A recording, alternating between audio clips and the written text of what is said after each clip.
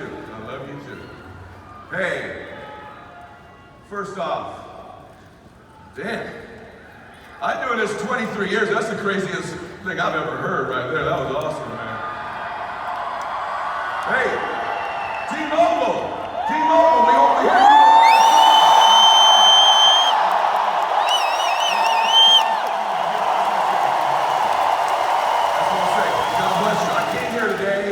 Because I love this company. This is my home. This is where my heart is. This is where all the great things in my life have come from, is WFG with this family right here. So it's my honor to get a chance to close this out. Has this not been an absolutely incredible experience? I mean, what an amazing, I just want to thank all of the speakers. You just all brought your A game. I want to thank the home office. I want to thank my brother, Tim Story, for delivering today. Give Tim a round of applause.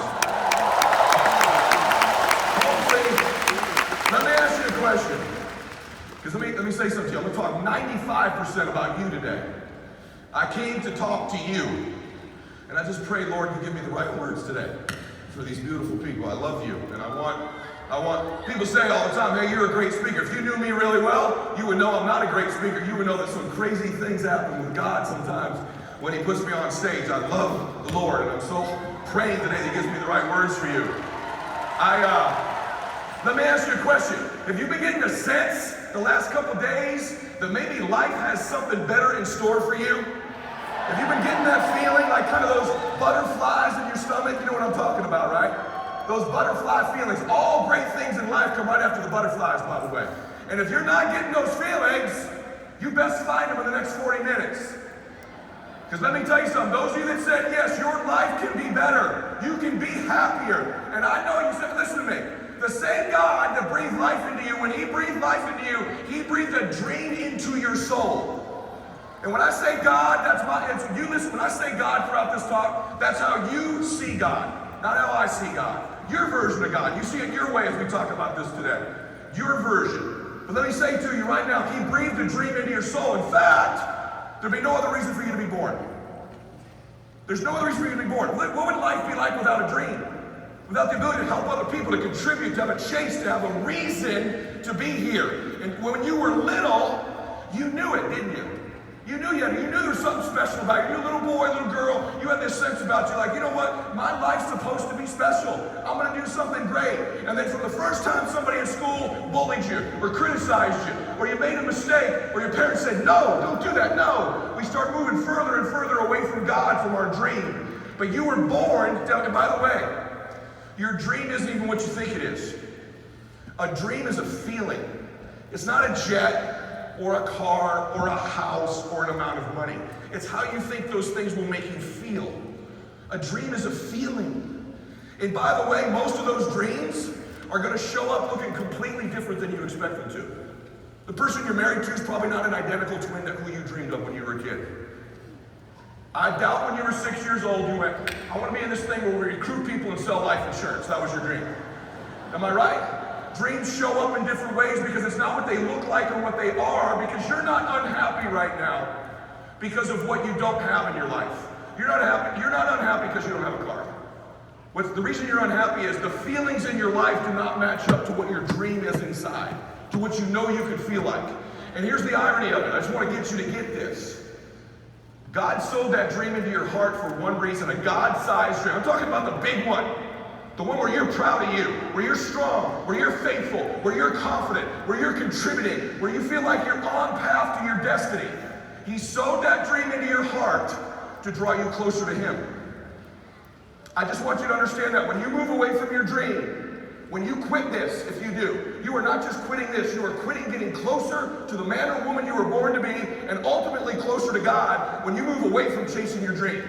I want you to get it. I want you to understand what's on the line here. Just your dadgum destiny, just your family's future for generations is on the line here.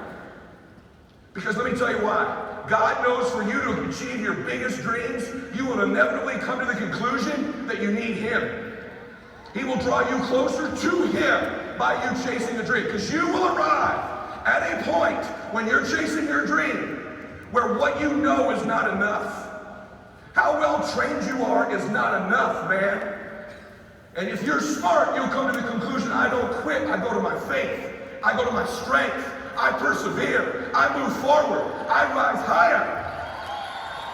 That's the conclusion you come to. And you'll have to forgive me today if I'm fired up, but it's just 30,000 of my favorite freaking people in the world. And I know this company. I know how special we are. You step back and look at what a miracle it is you're here. What a miracle it is this company exists. We're a company of destiny. Every time we've hit a critical moment, and we're at one right now, by the way, we always find a way to go to the next level. We always rise higher. Don't quit. I don't like when they say, stand up if this is your first convention. I don't like that crowd, because I don't think about that. I think about where were these precious souls that were so excited last year? What happened to my beautiful brothers and sisters? Along the way, like most people, they suffered from average. Average is like this injection of anesthetic into your life. It numbs you. It's like a slow asphyxiation. You eventually succumb to it. You just go back to being average and ordinary. So you gotta rely on your faith during those times. Are you with me on that? Say yes. Yes. It's interesting how God works on this stuff too, because He only gives us the exact, each of us has the exact amount of time every day. We get 86,400 seconds every day. And you can pray all day, but if you don't plant the seeds, there's no harvest. So listen to me. How you use those 86,400 seconds needs to change. You got to do something about you. This isn't all rah-rah and hype and bubblegum and dreams and rainbows. You got to fix it and start do something about you. Because listen to me. Winners win and losers lose. And if you've got a culture in your life right now, and it's okay. Some of you say to me, you don't know how messed up my life is, man. The disarray, it's a mess. Listen to me. Your mess does not disqualify you from making your dream come true. You are not disqualified because your life's a mess. In fact, maybe it's supposed to be right now. You're supposed to do something great with your life, but you either build a culture of winning in your life, where you keep the promises you make to yourself, and you get small win after small win after small win, or you build a culture in your life of blaming other people. You're either going to be a victim or a victor, not both. And I want to get one thing straight with you, by the way. I like Transamerica. We are not a gosh darn Transamerica company. We're a transformation company. That's what we are. Stop talking so dadgum much about sophisticated, impressive things and start to talk to people's dreams and their hearts and how we transform their lives. You'll find folks a whole lot less skeptical than when you just keep trying to impress them with how special we are. Let's be real. I'm a complete goofball, so are you. But when you start talking to people's hearts and their dreams and their souls, you can enroll someone who won't quit here. But if you play to their motives, motives are money, cars, houses. That's motivation. You play to someone's motives. But if you'll inspire, the root of inspire is to be in spirit. Be inspirational, not motivational. In spirit of the things that really matter to those people. Does that make sense? Everybody say yes. So, people say time is precious. I don't think you understand how precious it is. The average person now, I know we have that 100-year video. Let me just give you the facts. The average person lives 78 years. 78, right now. By the way, men are catching up to women because we're driving y'all so friggin' crazy you're dying sooner than we used to. It's true. But actually, you don't get 78 years, man. You don't get 78. Because you spend 28 of those years asleep. Literally, the average person.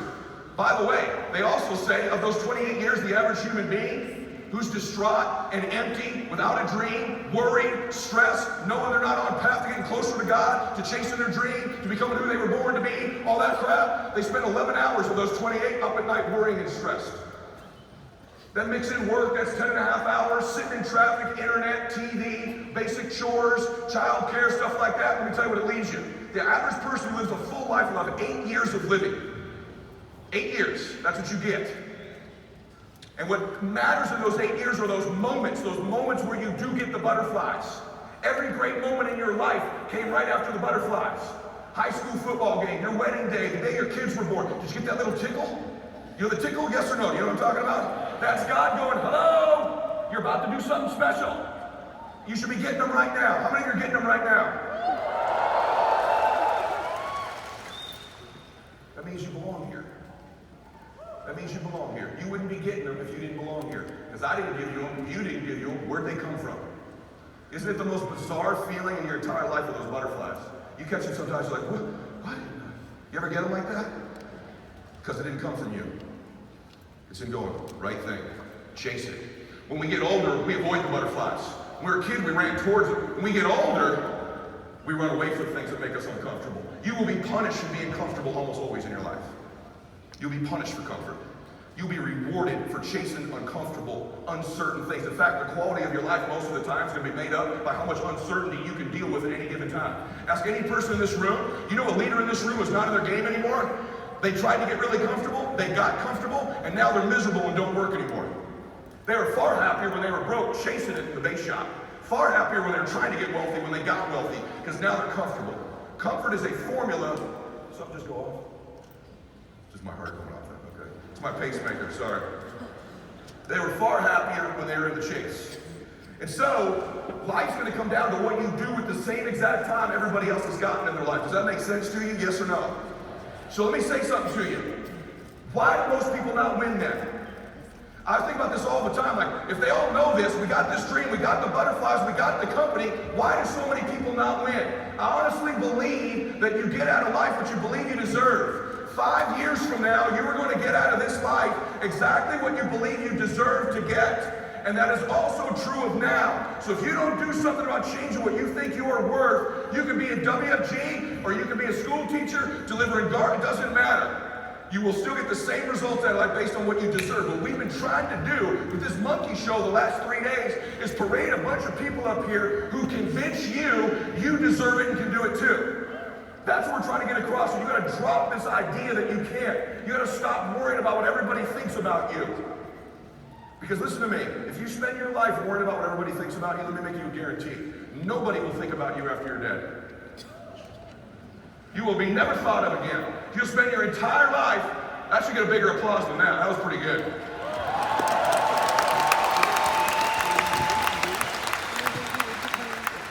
You gotta stop trying to just survive this life. You gotta rise higher. You gotta want to excel. You gotta go for it. You gotta have some belief. The reason people don't win is fear.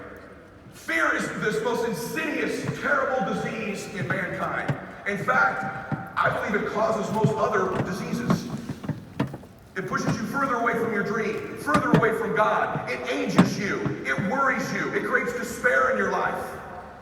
See, if you continue to give into your fears, you are going to continue to live an average, ordinary life, and you weren't born for that. Let me tell you something. The French have this amazing saying that I love.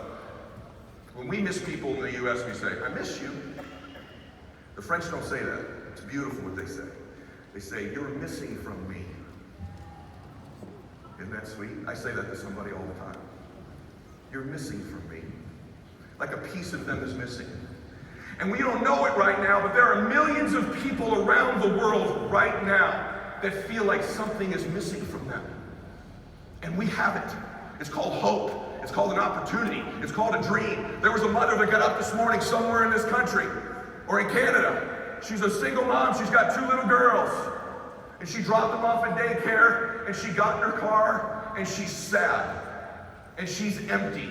And she's driving to a place where she knows there's no hope. There's no future. She's moved so far away from her dream. She goes to church every Sunday and prays and prays and prays. But she's not connecting to God because she's not chasing anything. She's not after her dream. She reads the scripture. She does what she does. But it doesn't fill her heart because she's not embodying it in her life.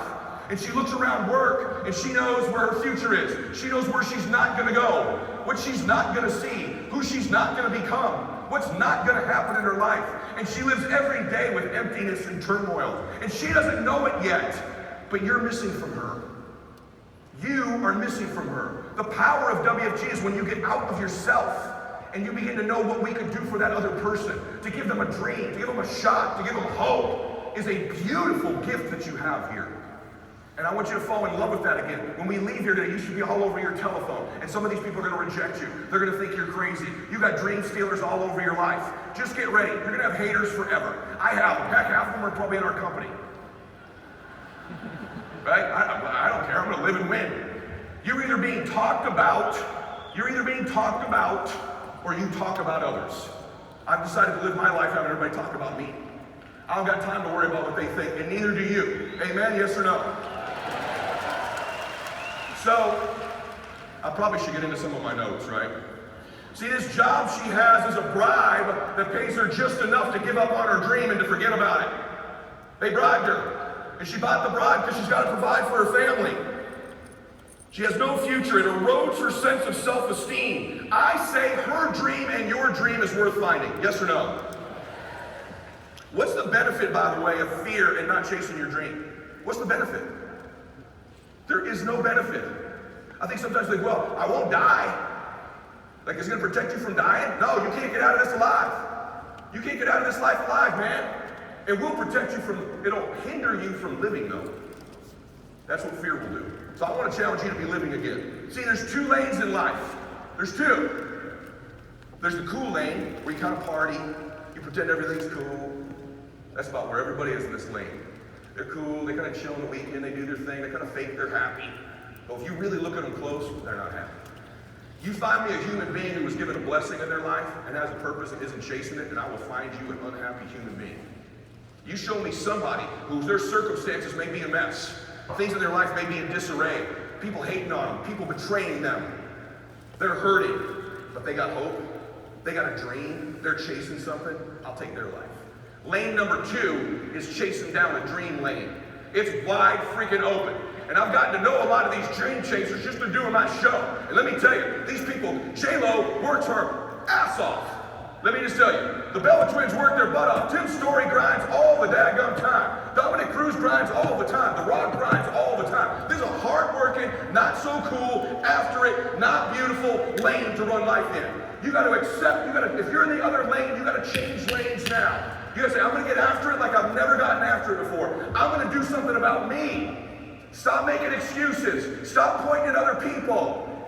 Listen, your upline's probably a dummy. They're probably not going to help you. You probably aren't going to get good training. You probably don't know what you're doing. Maybe they're unethical. So what? Win anyway. I'll give you every single one of your excuses. I can't win because I'm a woman or a man or black or white or Asian. I got it. Win anyway. I'll give you all your excuses. Because when you're dead, you just died with your excuses. Win anyway. Yes or no? See, in every family, you look at successful families like these people on my show, or some of the people you see up here, here's what you need to understand. In every family that you see that's successful, at one time they weren't. They weren't successful. They were average and ordinary, or poor, or screwed up. They were messed up, and then the one arrived. The one showed up. The one person in every family that changes that family tree forever. And guess who it is? It's you. That's why you're here. That's why you're in this room. By definition, it's you. By the way, your family, just like mine, didn't have the slightest clue that it was me. They'll tell you later, we always knew, blah, blah, blah. Meanwhile, I had all the interventions you've heard about. You're the one. You're the one that rises up and said, listen, I don't friggin' like the way the world treats my family. I'm tired of the world pushing my family around. I'm going to rise up, and it's not going to happen because you like it, dream it, or even pray for it, even though you must do all of those things. It's going to give you what you'll fight for. What you will fight for, because you're going to get knocked down. You know how often you get knocked down? That ought to be a good indication to you you're in a fight. Get up, swing back, be bold, expect the hits. The separator is the one in every family. I'm the one in mine. Olsen's the one in his. Thawley's the one in his. The question is, are you the one? Because not everybody in your family knows it. Who thinks they're the one? Say yes. You are the one. I'll tell you straight up, you're the one. I'm fired up. Holy crap, am I fired up? So, what do most people do to hide from their dreams? What do they do? I'll tell you what they do. Men, you especially. They become fans of other things and other people. You ever meet these fans? Some of you dudes are in here. I'm going to call you out right now and you're never going to do it again. How many of you have ever met another grown man who wears the uniform of a professional sports team? You ever met these dudes? How many of you know somebody like that in your family? Maybe right in this room. They wear literally a jersey with another man's name on the back of it. Kobe! LeBron! Can you imagine Crosby? Can you imagine a grown man that delusional? You ever talk to him? Hey man, we're going to win this thing Sunday. I'm like, dude, you're not winning shit Sunday. You're not playing. not playing. What are you talking about? Trust me right now, Kobe and LeBron are not wearing these red shirts anywhere. They don't wear your uniform and you shouldn't be wearing theirs. It's hilarious to me. Excuse my language. We're going to win Sunday. You're so broke you don't even go to the game, man. You watch it on TV. We won. And literally it dictates how happy or sad they are. They remove themselves so far from their own lives, they begin to root for total strangers on a television. Except it's worse than that, because you're not even really rooting for the people, because nobody stays on the same team anymore. So you're really rooting for like laundry. You cheer for clothing. Because I promise you, the people in Miami love LeBron until he changed his laundry. Now he's wearing the wrong laundry, so I no longer like him anymore. He's no longer on my team because our laundry is different. So I want you to think about that for a minute. Is that the most insane thing you've ever heard in your life? But millions, we're in a fan culture. People say, how do you get all these great people on your show? Because I'm not a fan, I'm their friend. I don't wear their uniform, I'm their friend. I'm engaged in my life and they like that a lot. I'm winning in my life and I like their winning in their life, and then we talk about it. Okay? Stop being a fan. Just call people out who do it. They are literally cheering for laundry. What a waste of life. Yes or no? Yes. Cheer for your own life, because speaking of fans, by the way, your children are going to have heroes. See, you ever go to your kids' sports games or a recital at Christmas time or something? When you go, there's hundreds of kids there sometimes, right? Who do you see? You see yours. You kind of see the other ones, like the one kid who's like not singing, you kind of notice him. But the rest of them, you're looking at your kid the whole time, aren't you? Is that what you're doing? The whole time. You can't take your eyes off them because they're yours. I got news for you. Your kids are doing that with you. They don't see everybody else. They see daddy. They see mama. And at some point in their life, man, at some point in their life, they're going to figure out who you are. We all got to an age where we figured out who our mom and dad was. We still loved them, but we figured out who they were in the world, what they were made of, what they achieved, whether they were a dream chaser, whether they were rising higher, whether they were respected, whether they had contributed. We figured it out, didn't we? Your kids are going to figure it out, except it's even more important, because if they don't do good in a game, you love on them and they get better. But if you're not winning, you teach them what life is possible. You teach them where their future is. You give them a view of the world. So right now, you got to ask yourself, how good a job are you doing of making your kids your actual hero if they knew how things really were? If they had a camera on daddy or mama all day in WFG, what would they see you doing all day? Because what I see a lot of people do in WFGs, they're 80-20. They're 80% in, 20% doing some other stuff. They got a legal deal, they're bowling or some other focus. They're not obsessed. Your obsessions become your possessions. But you can't do anything great in life if you're 80-20. You're kind of in, you're kind of not. If you're an 80-20 human being, by definition, you're in the 80. You are average. You got to get fully immersed in this. You got to go fully in, fully after it. I love the theory we have of, hey man, make sure your part-time income passes your full-time income, and then save a bunch of money and then come full-time. Of course, that happens like never. Becomes a point in your life where you call a shot and you go for it. Now you got to be reasonable, you got to be smart, don't do anything stupid, don't put your family in jeopardy. But at one point, you got to go into the uncertain. At one point, it better give you butterflies. In fact, if going full-time is just completely predictable for you, totally easy to do with no butterflies, you're probably going to fail. You're probably going to fail. There should be some anticipation. There should be some awkwardness about it. I hope you all hear me on that. Yes or no? You want to know if you can get... See, I think human beings can become experts at anything if they get total immersion in it. My dad has cancer. I knew nothing about cancer 2 years ago. I think I know more than half the dudes at MD Anderson now. I know a lot about liposarcoma. I'm not a doctor, but it became incredibly important to me. I read on it, asked questions, met with people, and I consider myself, I certainly can't do surgery, I can't cure cancer, but I know a whole lot about it when I didn't 2 years ago because it became so important to me. If WFG is that important to you, and you fully immerse 100%, not 80-20, but all the way in, you can become an expert at this in a very short period of time, just like you could at any other topic. Say yes, yes. Yes. See, man, I haven't gotten to my notes, sorry. I can't keep going.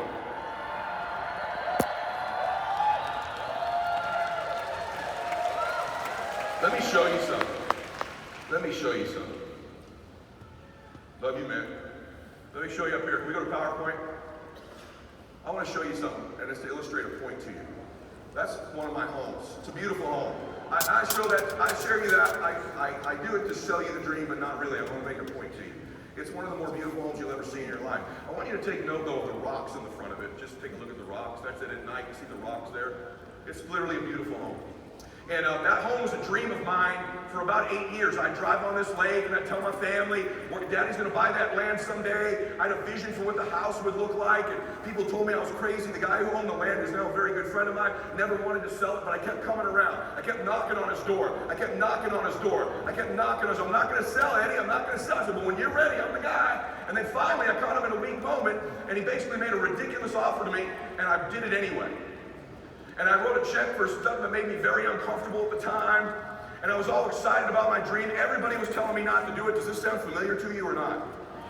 But it was a dream that I had. And then I bought the land. I was all fired up about it. I brought the architect and the construction people out there, and they're like, oh boy. This is granite everywhere.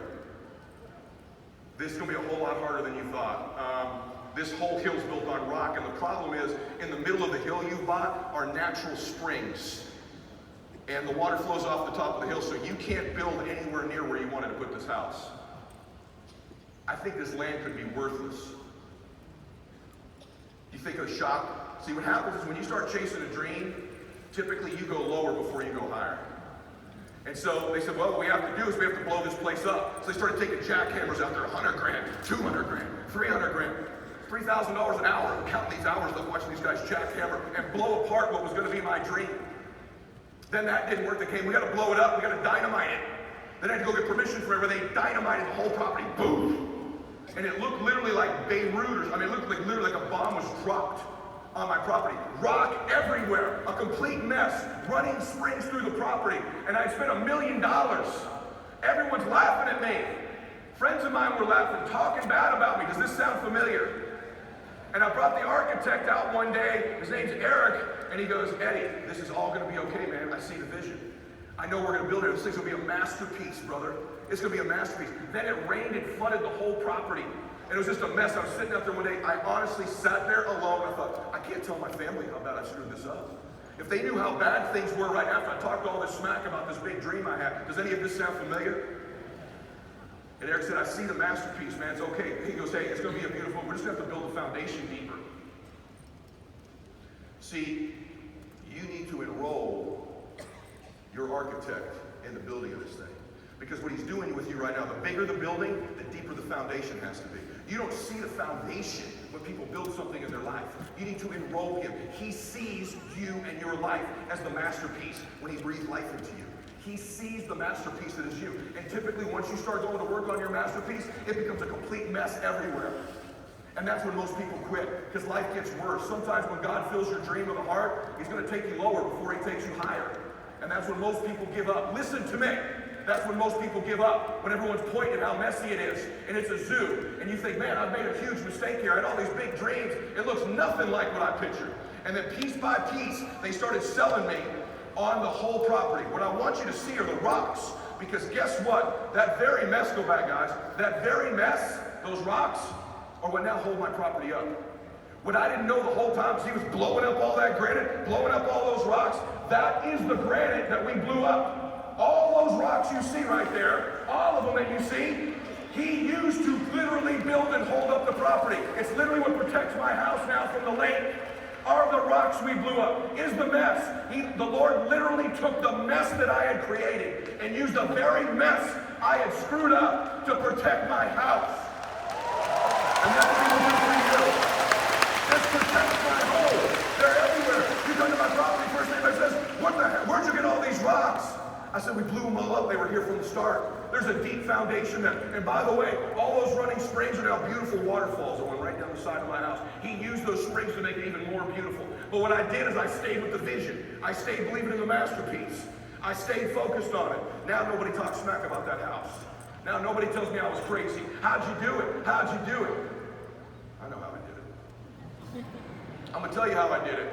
I'm going to tell you how I did it. Let me show you something. I got a book that's coming out next week. You put it up there, guys. It's called Max Out Your Life. And it's 1995. It's 100 pages. And here's what I want to thank two women, first of all, just because typically, like in everything in life, women do all the work, right? So two women helped me with this book. I just want to thank. One is Sarah Centrella, who was on my show. You met Sarah. And the second person is Nicole Wendt, who's in the room here today. So I just want to thank Nicole. They literally wrote this book with me. I want to thank both of them. And so it's kind of a masterpiece to me. It's 100 pages of like real strategy. It's going to elevate personal development and self-improvement to a level. Every book I read right now on personal development, self-improvement, it's the same stuff with a different author. Isn't it? Like have a dream, have a vision, be positive, say it out loud. You ever hear that? Say it out loud. It's the same stuff since Napoleon Hill wrote it 100 years ago. So this will elevate personal development. I get into your brain, how to program your reticular activating system, how to have a morning routine, how habits work, all kinds of stuff. Here's the reason I pointed out to you, I'm not selling you the book. I want my WFG family to have this book, and so I'll buy it for you. Okay? So it's on me, just for you. So up to.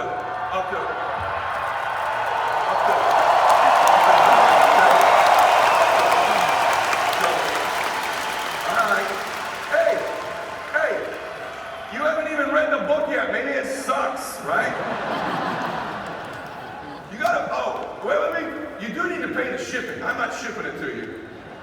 So you're in the U.S., you need to pony up like $2 or something. And so I just want WFG, all my family to have it. I learned all these things in WFG. I want my family to grow. So up to 50,000 books I'm just going to give to y'all. So this is between you and me, even though it's on YouTube right now probably. If you go to maxoutbook.com, don't go to maxoutbook.com because that's some lady's book. Go to maxoutbook.com. Don't go to Amazon and buy it. You go there and you put in the promo code WFG, the book's free.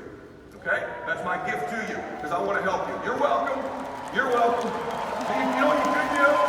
You know what you could do? That's all right. You know what you could do? You could, like, write a review on Amazon even though you didn't buy it there. You could subscribe to my podcast and my YouTube and that kind of, you could have your notifications on, but other than that, the book's free, and I hope that you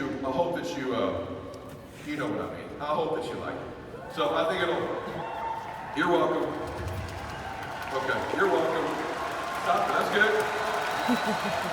That's good.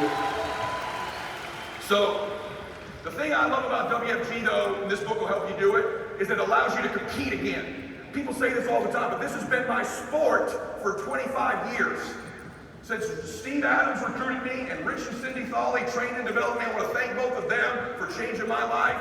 I'm going to tell you straight up right now, this has been my sport for 25 years. It'll be my sport the next 25 years. Not a hobby to me. I don't have a lot of hobbies. I play golf maybe 7-8 times a year now. This is what I do, change people's lives. I love the idea of WFG. I love what we're about. I'll give you an example of this. You look at the world today. Look around the world today. Is the world not a mess right now? We are so divided everywhere we go. Yes or no? Are we divided? Man, you turn the news on, my gosh, I mean, everyone hates each other. Everybody's blaming somebody else for their life. One political party, you're a white guy, so your enemy is like Mexican immigrants. Like somehow your life sucks because there's Mexican immigrants in the country. Never made any sense to me. If you're a Christian, your enemy's a Muslim. The other party, if your enemy's a white guy, whatever, right? Like they all pick an enemy. We all like, hey, yeah, my life sucks because of them. No, my life sucks because of them. And you watch the news all day long, and everybody's life sucks, and they blame each other. Yes or no? True? And what I think is that there should be a force for good in the world, a movement that got a whole lot bigger that proves that's not true. What if there was a movement, like a business movement, let's just say, that could enroll millions and millions of people? It's big enough, the industry's big enough, the company's big enough, the vision's big enough, the backing's big enough, the world is big enough, that you can have millions and millions of people in a movement that's a force for good. That says, guess what? You can have ownership, you can have hope, you can have a dream, you can have your version of your faith, you can win for your family. And guess what? The only way you get it is by working with other people. You gotta have Christians and Muslims and gays and straight and black and white and Hispanics and Asians all in one company. What if there was a force for good in the world that said enough is enough? Because the world is going in the wrong direction. I used to think WFG was a great business. I thought it could make my dream come true. I can make and save a bunch of money, make a good difference across the kitchen table. And we do all of that, and those are amazing things we do. But I think we have a higher calling now. I think this is a watershed moment in the world of whether WFG, and here's how we get there. We must find more leaders. We can't get there with the leaders we have. We have to find thousands, if not hundreds of thousands of new leaders who say, I'm in, I got it, I'm planting my feet. This is where I stand. This is where I make it or I don't make it. I don't care how the wind blows, how many times I get knocked down. I believe in this cause. I believe in the mission. I believe what we stand for. Listen to me. We're a good company. We're a good company. You're a good person. Intentions matter. You deserve to win. We deserve to win. Look around the room and look just for a second. T-Mobile, do it. Look at the beauty in the room. Look at it. People, all different kinds of people, loving each other, high-fiving each other, hugging each other, believing in each other, telling them I love you, I believe in you, I care about you. And we back it up by winning together. It's incredible what we do, and we take it for granted. We sometimes don't step back and look at the beauty of what we have here. This is the single greatest company in the world. There's nothing like it. What's the alternative? You're gonna go sell some real estate? You're gonna go dabble in legal work? What the hell else is someone gonna do? You just wanna own a business that makes money? You wanna spend your life just making money? Do you know how many rich friends I have that are empty? They're more empty. It's magnified how empty they are once they got a bunch of money because they still haven't found a cause. They still haven't found a dream. They still haven't found a message. This should be your home forever. You should make that decision right now. Listen to me. Listen to me. You should make that decision right now. You should decide that no matter how long it takes, no matter how bad it gets, no matter how much turmoil you're in, that this is where you're going to make it. This is where you're going to plant your feet. Listen, do you feel the butterflies? Listen to me. The ladies in the room, let me say something to you. If you have not heard this from your dude today, or recently, you're beautiful. You're perfect as exactly the way you are. See, I want the men to hear this too, because you guys are too. But let me say something. The more and more I've been in WFG, the more I watch the women in this company. And all you do between your families and your spouses and your business and your finances and still putting yourself together every day and still going out there and facing the rejection and the failure, wondering if you're cheating your kids because you're at a meeting, wondering if you're cheating the business because you're with your kids, trying to figure out how to put it all together. It's amazing what you ladies do in a day. It's amazing. We need to celebrate this more. It's incredible what you do.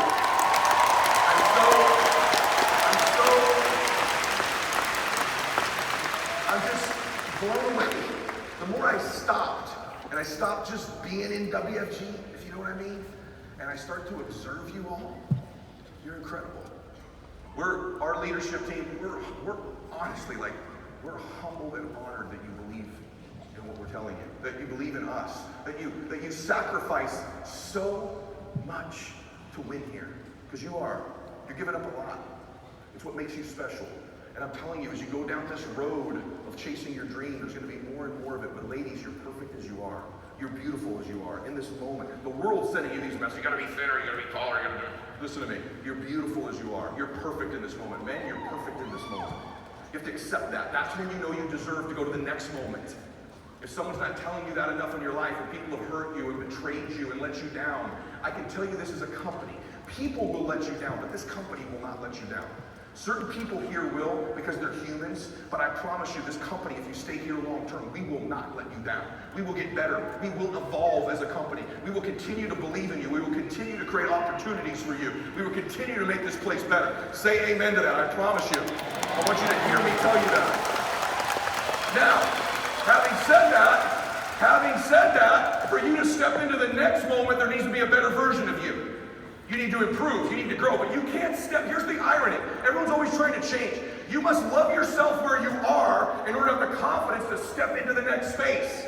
You can't get to the next space by not loving where you are now, by knowing you're perfect now. I want you to believe that about yourself. I want you to compete. I want you to get after it. There's a chance to compete here, to win, to make a name for your family, to change your family tree forever, to get after it in your life. Like truly get after it, truly win in every area of your life, we can change the world together. We can change the world together. We can change the world together. This is one of the great forces for the good of the world. But what you need, ladies and gentlemen, is you need a little junkyard dog. You need a little road dog. Listen to me. I told you earlier, you're going to get what you fight for. See, ladies go, what? That's that junkyard dog. That sounds like a male-dominant, testosterone-filled, masculine tendency. Ladies, let me tell you something. I've seen you in my kids' schools when some other kid messes with your kid. You ever see the sweetest mother in the world and some little kid takes advantage of their little kid? I've watched mothers literally physically, probably abuse other people's children in protecting their own. You know what I'm talking about? Women, yes or no? Someone messes with your kids, that junkyard dog flips real quick, pretty lady, doesn't it? Huh? This pretty, pristine, Christian little girl you are, someone dogs with your kids, you're like, slap the you-know-what out of you. I seen it. Am I right or am I wrong? Let me tell you something. The world is slapping your family around.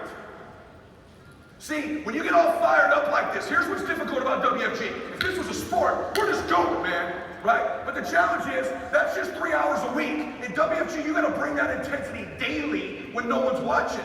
Can you get that good Monday morning driving to full-timers when you had a charge back the week before? See, that foundation of your house that's being built, the one that goes low before you go high, the foundation is being built when you have 20 people on your team and you wake up 6 months later and you're back to 2. When you make $9,000 in a month and then you're negative 1,800 3 months later. When you can't pass the stupid securities test. When your best person quits, then you get another best person and they quit. And then they leave, go somewhere else and take your other good people. That's when the foundation is being built. That's when it's built. You're not going to build it the first time. Every time I see someone come in here and start rising up, I literally think, Rich and I used to, I go, let's see what they do when they're slammed to the pavement. Let's see when the first really controversial thing happens. Let's see when they go through the first real adversity. See, the people you see that are winning here, they haven't won once. They've won many, many times. As an entrepreneur, you're going to have false start after false start after false start. You're going to get it going, it's going to go backwards. You're going to get it going, it's going to go backwards. And it's your ability to stay mentally tough and be connected to your faith and chasing your dream that can ride out that time for you. Say yes with me. Say yes. You're going to get tested. See, those butterflies that you get, they're memory makers. See, every great memory of your life was preceded with butterflies. Think about it for a minute. Go back to your life for a minute. All the great moments of your life, by the way, they happen, as Tim say, on average days. But you get these butterflies in your belly, don't you? You can feel them a little bit. You had a butterfly before the birth of your baby. You had a butterfly before you were married. You had a butterfly before maybe this convention. I had butterflies before this speech. All great memories precede the butterflies. Butterflies are memory makers. It's God's way of saying, wake up, here it comes. You must start to chase more butterflies in your life. Because there's going to come a time in your life where you have to decide what you're made of. I have this thing I've been saying for a while, but I'm going to amend it with you. I have this amazing belief that at the end of my life, that I'm going to get introduced to the man I was born to be. See, as a Christian, I believe at the end of my life, all I want the Lord to say is, hey, well done, good and faithful servant. But I think part of that, by the way, I'm a sinner saved by the grace of God only. I just want to make sure you understand that. None of us in this room are perfect. I am probably a bigger mess than you are, okay? I just keep going, man. I just keep believing. I just keep growing. I know I'm a zoo, and that's why I wrote the book, is to help us all be less of a zoo, right?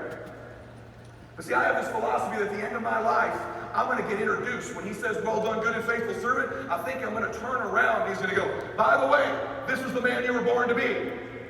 These are the places you could have gone, the memories you could have had, the experiences, the contribution, the moments, the butterflies, the achievement. He was on this other lane. I want you to meet this man. And I believe a heavenly passing is meeting that man, and we're identical twins. We are equally matched. I meet this man I was born to be. He looks at me and I look at him, I go, man, I've been chasing you for 88 years. And he looks back at me and goes, I've been watching you, brother. I'm so proud of you. I know exactly who you are. We are equally yoked. We are equally matched. But I think hell is meeting that person and you're total strangers. And you spend eternity never being that person. Never accomplishing it in your life. Always afraid. Always cowering back. Always quitting.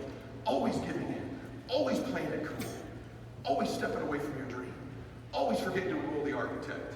Always forgetting you're a masterpiece. Always forgetting you're perfect as you are. At the end of that life, you'll meet complete strangers. You don't even recognize each other. Which end of the life do you want? If you want the life where you're identical twins, and you've accomplished everything in your life, where you're all the moments, all the memories, all the special things, you have to make some different decisions before we get out of here. And so I want to talk to you for a second about what I think some of those decisions are. See, time is very precious. That's why I started talking about it in the beginning. If you want to know the value of time, ask somebody with a terminal illness the value of a year. How valuable is a year when you have one left? You want to know the value of a month? Ask a mother in this room who lost a baby prematurely what she would have given for another month. You want to know the value of just a day? Ask somebody in this room who lost somebody that they loved so dearly and what they would give to have one more day with them.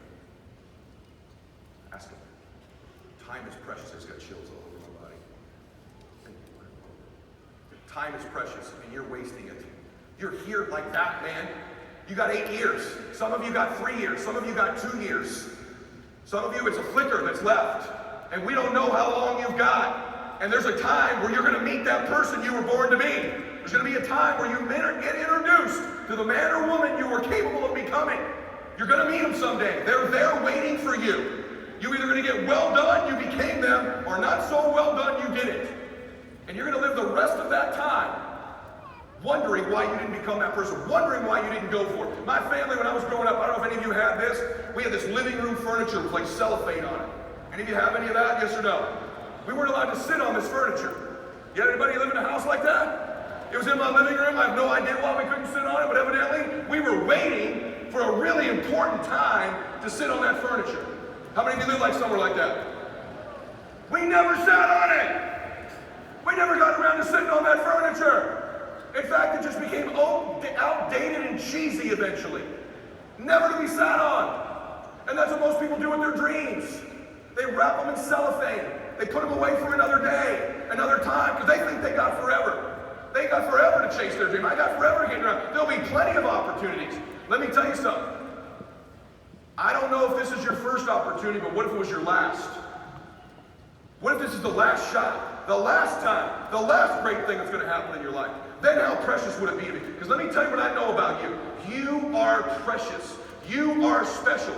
You were born for a reason. You're in this room for a reason. Your family's depending on you, even though they don't know it, to win. There are millions of people out there. That father, that mother I told, that father that got up today, he's got 4 boys at home. He wants to make them so proud. He wants to be their hero. He wants to win for his family. And he can't. He's in an impossible situation. He's got no hope, no dream, no opportunity, no shot. So yeah, he throws a jersey on, has a couple beers on the weekend, and celebrates other people winning in their life. And we're sitting here quiet, playing small, still proud of 2 arenas. We had 2 arenas last year.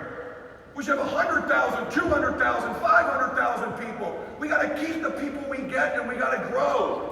This is the greatest opportunity in the world, and we are playing small. In fact, we're a $760 million paying commission startup with hundreds of thousands of recruits, millions of recruits, probably 1 million clients by now, and we're still a startup. We still have a national market penetration of less than 1% nationally in the entire industry. We're a startup. You're a part of a behemoth with backing, with strength, with leadership, with experience. That's a startup. There's no business environment in the world like this. Pay you 6 figures, 7 figures, no capital outlay, change people's lives, work on yourself. The greatest personal development program in the history of the world with the biggest compensation package attached as you grow.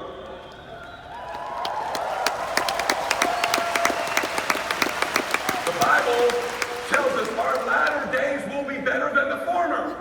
It's a promise of the book. And if you keep knocking, he opens those doors. You got to keep knocking.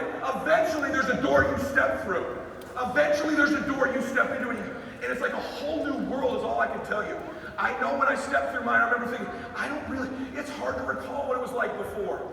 There's a door waiting for you. You have to keep knocking. I know it sounds like an interesting metaphor, but you have to keep knocking. Keep knocking doors, keep knocking doors, keep calling people. Because at the end of the day, all you're trying to find is 7 to 10 key people.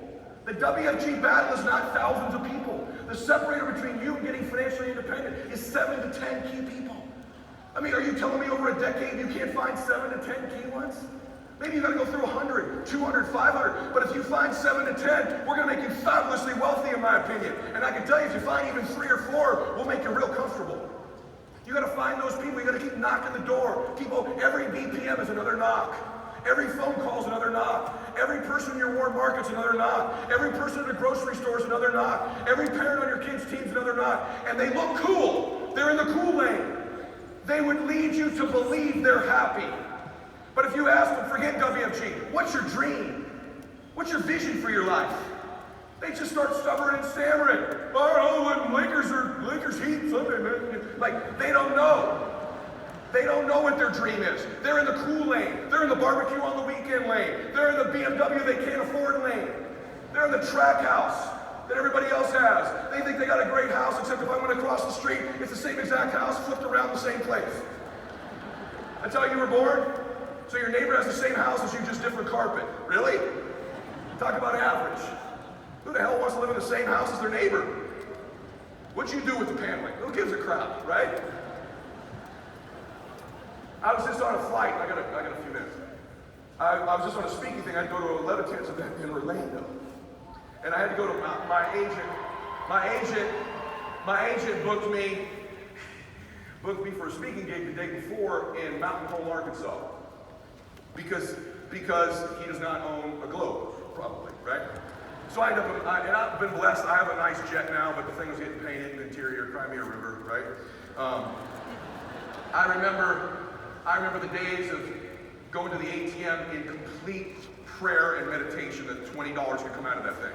I remember making Christiana, when we would go to the movies, while we were in WFG, while people thought we were doing well, sneaking our sodas into the movie. You guys ever do that? And then right when it starts, you just kind of cough at the same time. You kind of open it so no one knows, right? Did that for years. For years.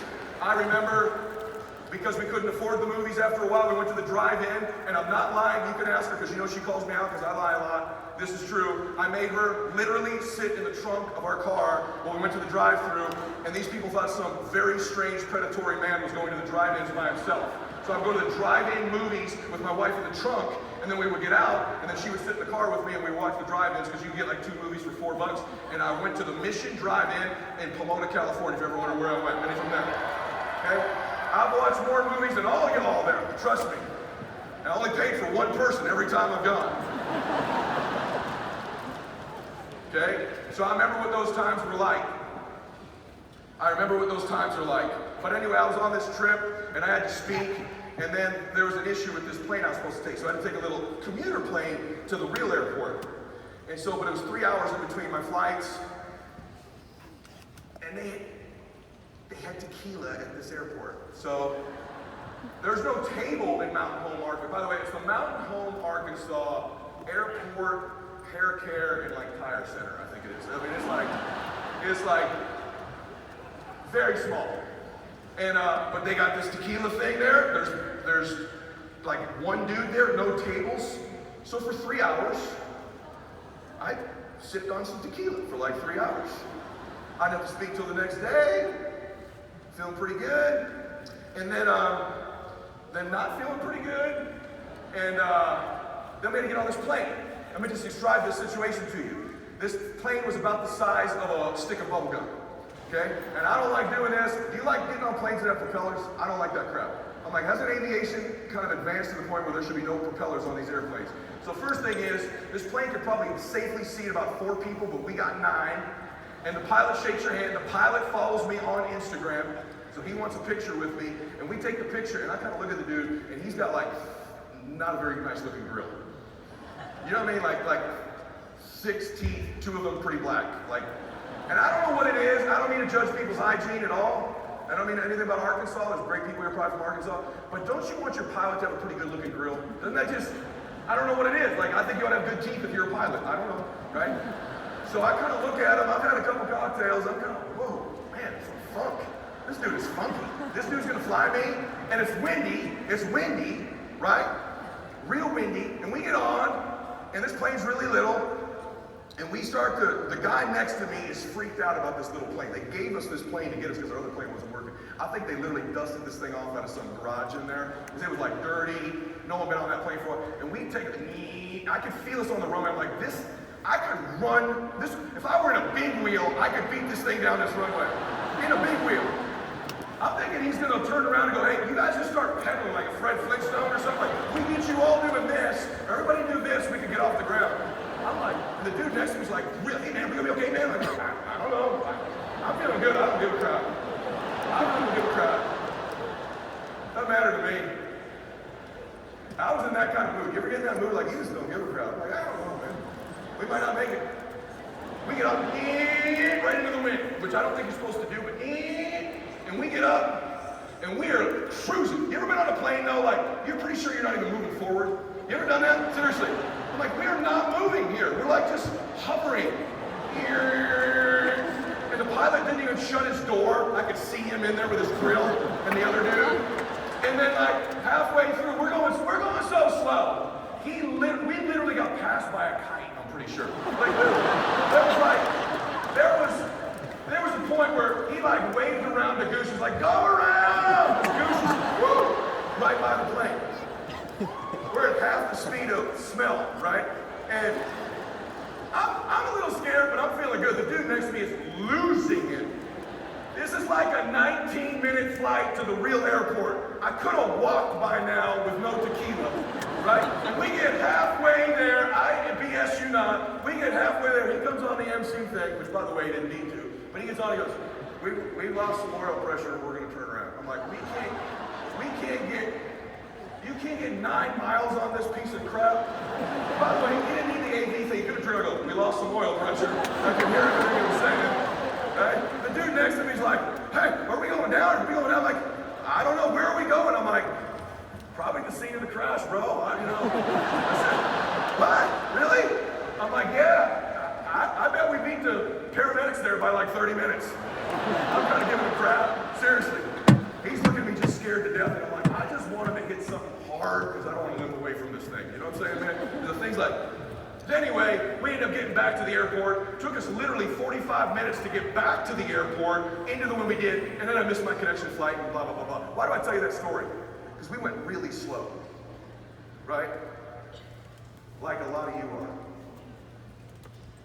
A lot of you are on this little propeller thing. You're in the fastest damn jet in the world called WFG, and you're flying like one of these prop planes like you got no grill.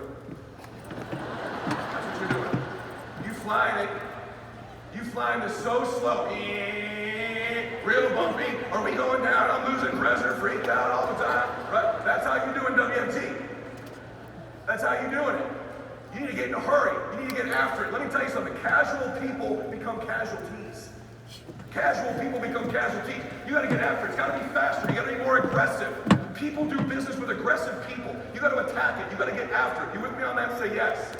Okay? I promise you I'm right about this. You're going too slow. Your pace is too slow. You walk too slow. You're too casual. I see some of you walking around. It takes you too long to get to the arena. Too late to get to the BPM. Not enough phone calls. Late to full-timers meeting. You got to do something about you. You got to do something about you before we get out of here. Because if you keep knocking those doors, he's going to open them. Listen to this. Corinthians 16:9. Because a great door, a great opportunity stands wide open for me, but there are many opponents. That's Corinthians. Matthew 7 verse 8. Continue to ask and God will give to you. Continue to search and you will find. Continue to knock and the door will open for you. Revelation 3:8. I know all the things you do. I have opened a door for you that no one can close. No one can close. You think all the time. Here's the two things. You think people like me don't win. You don't know how weak I am, how screwed up I am. I'm not as fired up as all these people. I can't stay focused all the time. In the Bible, the Lord used all kinds of screwy people. I love Peter. I said this book. I love Peter in the Bible. He used bad language. He raised his voice too much. He was denied. The Lord used him for great things. Opened a bunch of doors. Built this whole kingdom with a bunch of screwed up people. And we're going to build this whole kingdom here with a bunch of little screwed up people. We're going to build this whole thing up. We're all screwed up. I love that you're screwed up. I love how screwed up you are. Let me tell you something. Crazy people rule the world. You have like no further than our president for that one, whether you like him or not. Some crazy people rule the damn world. Crazy people. Elon Musk is crazy. Oprah's crazy. Folly's crazy. Story's crazy. Olsen's crazy. Zuckerberg's crazy. Obama was crazy. Crazy to think you could be African American, first president of the United States, funny ass name, right? Hillary was running against you. Hey, Trump's got the same crazy.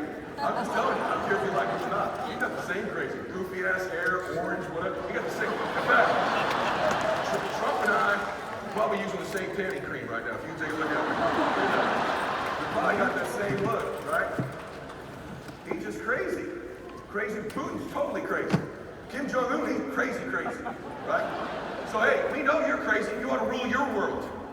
You ought to rule your world. So hey, you got to do something about you.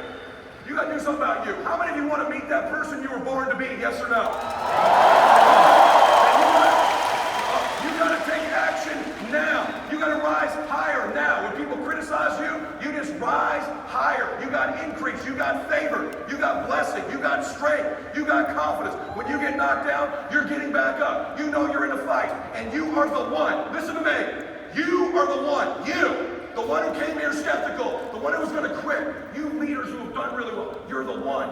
You got to get back up. We got to go to the next level. We got to go to the next level. Where we are is not good enough. WFG is too small. It's way too small. Millions of people are missing from us.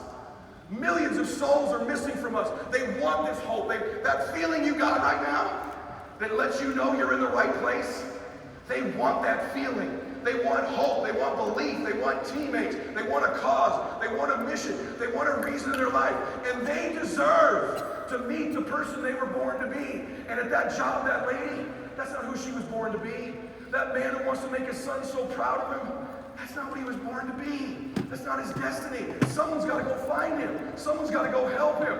There's only one company in the world whose industry and scope and reach and magnitude and leadership is big enough to encompass millions of people's dreams. The dream of WFG is so big that it can fit millions of other people's dreams inside this company. That's how big the dream is here. And so, we are a company of destiny. We are a company of destiny. And let me say something to you in closing. Your family deserves this. I want you to finish thinking right now for a minute about who you are doing this for. The people. Because what's a dream? Your dream is always other people. Your dream is always other people. You always want to do it for other people. I want you to picture just for a second.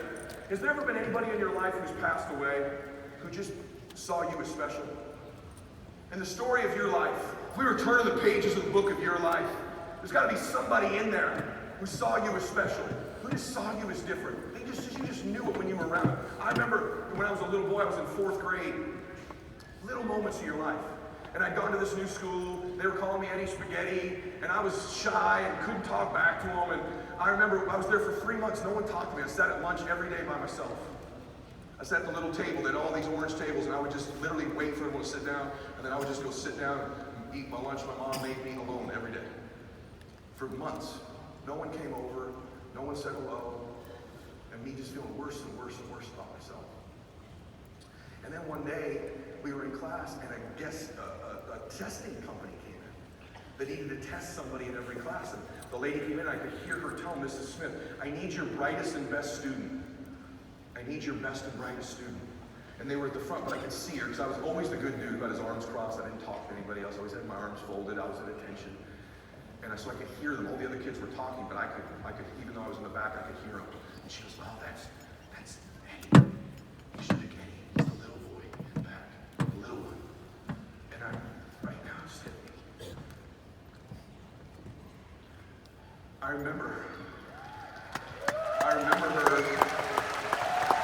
She said, that's Eddie. And none of the other kids heard her say it, but I did. And I remember thinking, she thinks that about me? She thinks that of me. And the other teacher came over, she says, Mrs. Smith says that you're the smartest one.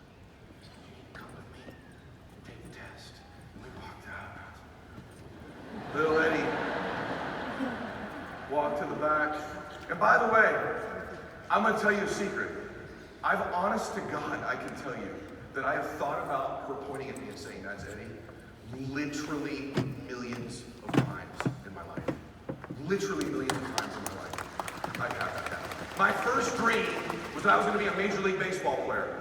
All my life I wanted to be one. Everyone told me I was going to be one. I was trained to be one. I told everybody I was going to be one. I had no plan B.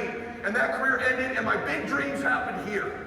My big dreams happened here. But to this day, I regularly have a nightmare. And let me tell you what it is. I regularly have a nightmare. When you miss a big dream in your life, see, I missed one big one. You probably have two. You probably have had a divorce or a setback or something you went for but didn't work and it haunts you. Don't have it twice. Because let me tell you what happens to me in baseball. I have this dream regularly where I know I'm in it because I've had it so many times. Have you ever had a dream like that? Like, I know I'm in this dream again. How many of you have that, yes or no? I've had this dream, and I can hear this. I'm at the stadium, but I'm outside the stadium. I'm outside the arena, and I can hear them. They're announcing the starting lineup. Starting in center field, number 8, Eddie Milet. And I can't get in the stadium. It's all locked. When I go to, there's no doors that will open. And I can hear them. They're announcing me again and again. I can't get in the stadium. Can you imagine the fear that would happen if you were at a baseball game? I could hear my name being called, but they won't let me in the stadium. They won't let me in the door. They won't let me play. And it haunts me. I'm 47 years old. I'm worth millions of dollars. I have a great life. And that dream I missed still haunts me to this day. I have that dream monthly. Regularly, over and over. Any of you former athletes or any of your former dreams, you have the dream. I can't get in the stadium. I decided when I got into WFG that I was going to be in the stadium.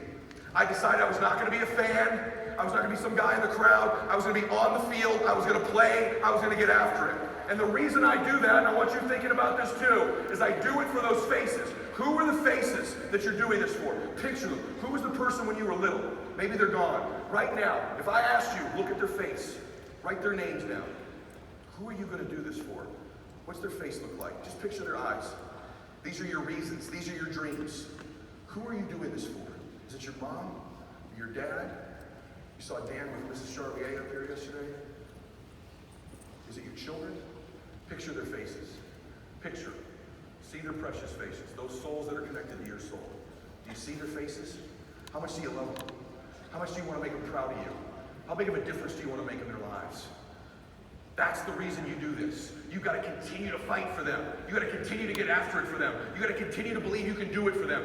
They're your reason. They're your dream. They touch your soul. Part of the dream the Lord sowed into you when He breathed life into you was to do something great for these people that He already knew were going to be a part of your plan. He had a divine plan for you from the beginning. From the very beginning He made you. He knew you'd be in this room right now. He knew I'd be speaking to you. He knew you'd be making decisions right now. He knew I'd say these words to you right now. He gave me these words to say to you right now. And He now faces a decision you do of what you're going to do with these words. You face the decision. You make the choice. Your life's on the line. Their life's on the line. Are you going to be the one? Are you going to rise up? Are you going to evolve into something special? Are you going to step into that next version of you? Are you going to leave here when we hit those doors in a minute? Are you going to leave here a different you, a stronger you, a more faithful you, a more convicted you, a more believing you, a happier you?